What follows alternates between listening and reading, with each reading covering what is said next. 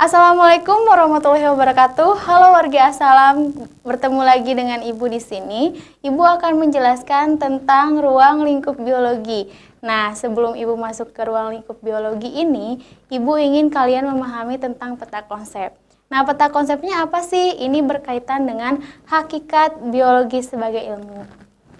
Nah, hakikat biologi sebagai ilmu ini memiliki ciri-ciri ilmu pengetahuan dan dikembangkan oleh metode ilmiah yang memiliki objek kajian dan cabang-cabang ilmu biologi. Nah, sekarang kita masuk nih ke ruang lingkup biologinya. Apa sih biologi itu? Ibu yakin kalian tahu biologi itu apa. Tapi alangkah lebih baiknya mungkin Ibu jelaskan dulu ya. Biologi itu adalah ilmu tentang makhluk hidup. Biologi mempelajari makhluk hidup dan segala aspek yang menyertainya, mulai dari proses biokimia di dalam sel sampai pada tingkatan ekosistem, bahkan hingga pada perubahan iklim global. Nah, sekarang kita akan bahas biologi ini berasal dari bahasa apa sih? Berasal dari bahasa Yunani yang dibagi menjadi dua, ada bios dan logos. Bios itu adalah kehidupan dan logos itu ilmu. Jika kita satu padukan, bios dan logos adalah ilmu yang mempelajari tentang kehidupan, atau kata singkat atau kata sederhananya adalah ilmu kehidupan. Nah, sekarang Ibu akan memperkenalkan dua ilmuwan nih, yaitu bernama Van Leeuwenhoek dan Carolus Linnaeus. Anthony van Leeuwenhoek ini banyak mempelajari tentang mikroskop setelah ia menemukan mikroskop, karena sejak itu manusia menyadari bahwa lingkungan terdapat berbagai mikroorganisme yang tidak kasat mata. Dan Carolus Linnaeus ini mencetuskan sistem penamaan spesies dan penamaan berbagai macam tumbuhan. Nah, kita masuk ke ciri-ciri makhluk hidup nih. Yang pertama yaitu membutuhkan nutrisi. Setiap makhluk hidup membutuhkan nutrisi, bentuknya berbeda-beda tergantung pada jenis makhluk hidup itu sendiri. Nah, tumbuhan memerlukan nutrisi berupa zat organik, sedangkan jamur, protozoa, invertebrata, dan manusia memerlukan zat anorganik. Proses fotosintesis nih hanya terjadi pada tumbuhan. Oleh karena itulah, semua makhluk hidup yang tidak mampu berfotosintesis, misalnya jamur dan hewan, sangat bergantung terhadap tumbuhan. Dan yang kedua, makhluk hidup disusun oleh sel. Ternyata ada juga nih yang nggak tahu bahwa diri kalian dari ujung rambut hingga ujung kaki terdapat sel-sel. Apa sih sel? Sel itu adalah unit terkecil atau fungsional yang terdapat di makhluk hidup. Jadi dari rambut, mata, segala apapun yang ada di diri kalian itu terdapat sel. Lalu apa lagi sih? Makhluk hidup mengalami pertumbuhan dan perkembangan. Apa sih pertumbuhannya? Seperti sel bertambah besar, bertambah tinggi, ya. Perkembangannya apa? Seperti kalian, dari bayi, dewasa, remaja, hingga tua, itu adalah perkembangan. Dan selanjutnya nih, ciri-ciri yang lain adalah makhluk hidup melakukan proses metabolisme, seperti kalian berlari, mengeluarkan keringat, ataupun misalkan mengeluarkan urin. Nah, itu adalah mengeluarkan zat sisa-sisa metabolisme yang sudah tidak digunakan lagi oleh tubuh. Lalu apalagi ciri-ciri yang lain? Yaitu makhluk hidup memberikan respon terhadap perangsang. Itu merupakan iritabilitas, seperti kulit manusia terkena panas, ada penolakan atau ada rasa sakit. Mungkin tumbuhan juga, kalian suka lihat nggak putri malu? Kalau disentuh dia berubah bentuk. Nah, itu ya. Lalu apalagi sih? Makhluk hidup melakukan reproduksi. Makhluk hidup dapat mempertahankan jenisnya karena kemampuannya untuk melakukan reproduksi. Saat bereproduksi, materi hereditaritas dari induknya diwariskan kepada keturunannya. Jadi alam semesta ini harus terus nih ada yang meneruskan, yaitu dengan cara kita mempertahankan atau meneruskan reproduksi. Dan yang terakhir, makhluk hidup mampu beradaptasi dengan lingkungannya. Jadi manusia harus mampu beradaptasi karena manusia adalah makhluk sosial. Lalu kita masuk ke ciri-ciri biologi sebagai ilmu pengetahuan nih. Yang pertama apa sih? Memiliki objek kajian. Apa sih objek kajiannya? Adalah makhluk hidup. Yang kedua apa?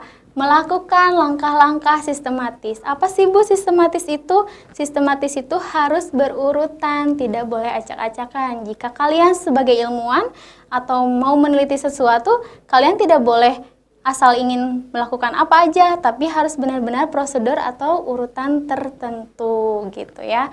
Lalu apalagi bersifat objektif.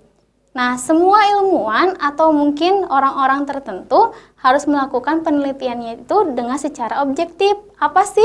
Suatu ilmu harus dinyatakan secara jujur, yaitu menggambarkan keadaan apa adanya atau mengandung pernyataan dan data yang sebenarnya. Jadi harus sungguh-sungguh dan jujur gitu ya. Nah, jadi kalian sudah tahu ya tahapan-tahapannya, yaitu yang pertama memiliki objek, yang kedua harus sistematis. Yang ketiga harus objektif. Tapi ada satu lagi nih ciri-ciri yang Ibu ingin sampaikan, yaitu adalah universal. Universal itu adalah kebenaran yang disampaikan atau dideskripsikan secara umum. Jadi kalau kalian sudah teratur, mempunyai objek, teratur, objektif, kalian juga harus universal, mengatakan dengan secara umum apa yang kalian sudah teliti, apa yang kalian sudah temukan. Nah, sekarang kita masuk ke urutan tingkat organisasi kehidupan yang paling sederhana hingga yang paling kompleks. Yang pertama adalah molekul. Molekul ini apa sih? Molekul ini adalah atom-atom yang berikatan membentuk molekul, dan molekul-molekul ini tersebut akan menyusun organel-organel sel. Nah, lalu yang kedua dari molekul akan pindah ke sel. Sel ini merupakan satuan struktural dan fungsional terkecil penyusun makhluk hidup ya. Lalu bergabung dan membentuk jaringan. Jaringan ini kumpulan dari beberapa sel yang memiliki bentuk, susunan, dan fungsi yang sama. Sehingga jaringan ini akan menjalankan tugasnya sesuai dengan fungsinya dan akan terus membentuk menjadi organ. Apa sih organ? Organ itu adalah kumpulan dari beberapa jaringan yang berbeda untuk menjalankan fungsi tertentu dan akan bergabung menjadi sistem organ. Apa sih sistem organ? Kumpulan organ-organ yang membentuk suatu sistem yang menjalankan fungsinya dan tugas yang saling berkaitan. Lalulah menjadi individu. Ini apa sih? Individu ini adalah organisme tunggal yang tersusun oleh kumpulan sistem organ ya. Nah, tetapi tidak sampai di individu. Ternyata setelah kalian menjadi manusia atau individu atau organisme tertentu, kalian membutuhkan yang namanya populasi. Next. Apa sih populasi? Kumpulan dari beberapa individu atau spesies yang sejenis yang menempati suatu habitat dan dalam waktu tertentu. Misalkan kucing dengan kucing, ya, hewan dengan hewan, manusia dengan manusia, jadi spesies yang sejenis gitu ya. Tumbuhan dengan tumbuhan gitu. Dan tidak sampai di situ juga, ada apa nih? Ada komunitas. Wah, butuh nih komunitas. Komunitas ini apa sih? Komunitas ini merupakan sekelompok populasi yang hidup dalam suatu daerah dan menempati lingkungan yang sama gitu ya. Dibentuk oleh berbagai jenis makhluk hidup yang saling berinteraksi. Lalu ada apa? Ada ekosistem. Ekosistem ini apa sih, Bu? Ekosistem ini merupakan beberapa macam populasi yang berinteraksi dengan lingkungannya, yaitu tempat mereka hidup baik dengan komponen biotik dan maupun juga komponen abiotiknya. Yang terakhir adalah bioma. Bioma itu adalah satuan daerah daratan yang luas di bumi bercirikan sejenis tumbuhan dominan di daerah tersebut. Jadi daratan yang sangat luas tapi banyaknya tumbuhan-tumbuhan di sekitarnya gitu ya. Jadi kalian sudah tahu nih bahwa urutan organisasi kehidupan dari yang paling sederhana hingga paling kompleks. Nah, terus kita masuk ke cabang-cabang ilmu biologi nih. Cabang-cabang ilmu biologi ini ternyata banyak. Yang pertama ada apa nih kira-kira? Kalau tentang sel, apakah ilmunya biologi saja? Tidak, ternyata ada nama ilmunya yaitu sitologi. Virus. Nah, virus itu apa sih? Virus ini adalah organisme yang tidak sama sekali terlihat. Apakah ada ilmunya? Ada, yaitu virologi. Lalu tumbuhan apa? Ilmunya adalah botani. Dan misalkan kalian nih mirip banget sama ibunya, mirip dengan ayahnya. Itu adalah genetika, itu adalah ilmu hereditas. Lalu ada lagi tentang ekosistem. Ternyata ekosistem juga ada nama ilmunya, apa sih? Ekologi. Masih banyak lagi nih ternyata ilmu-ilmu yang harus kalian tahu. Tapi hanya segitu yang Ibu kasih tahu contohnya. Mungkin kalian bisa baca-baca lagi atau cari di sumber yang lain.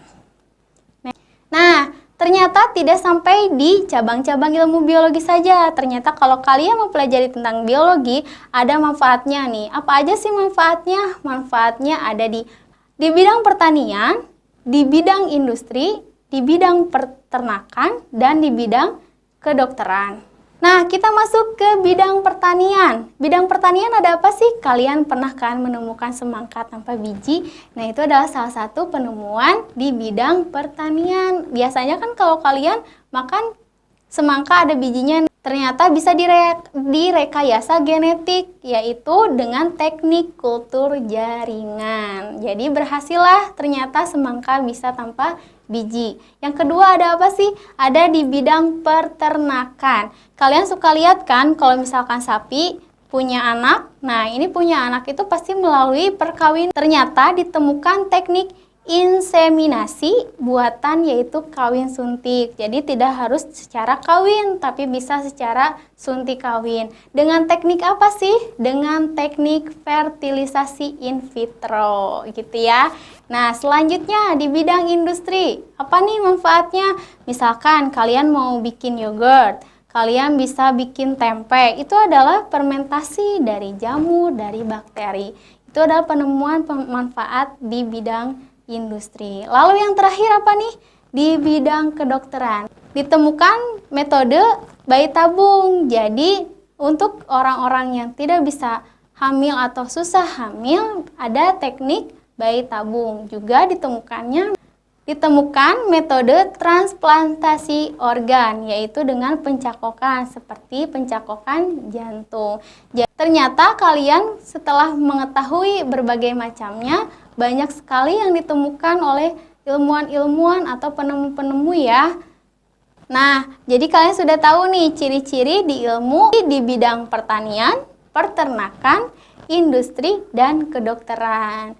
Mungkin sekian yang Ibu bisa sampaikan. Mudah-mudahan ilmu yang Ibu sampaikan bermanfaat buat kalian dan mudah-mudahan jadi ilmu tambahan juga buat kalian. Mohon maaf jika Ibu ada salah-salah kata atau penjelasan atau pembahasan, mungkin lain waktu kita akan bahas. Nanti kita akan masuk ke bab selanjutnya, yaitu keanekaragaman hayati. Dan kalian bisa cek pembahasan-pembahasan materi yang ada di channel Asalam ya. Mudah-mudahan bermanfaat dan menjadi ilmu buat kalian. Sekian yang Ibu bisa sampaikan. Wassalamualaikum warahmatullahi wabarakatuh.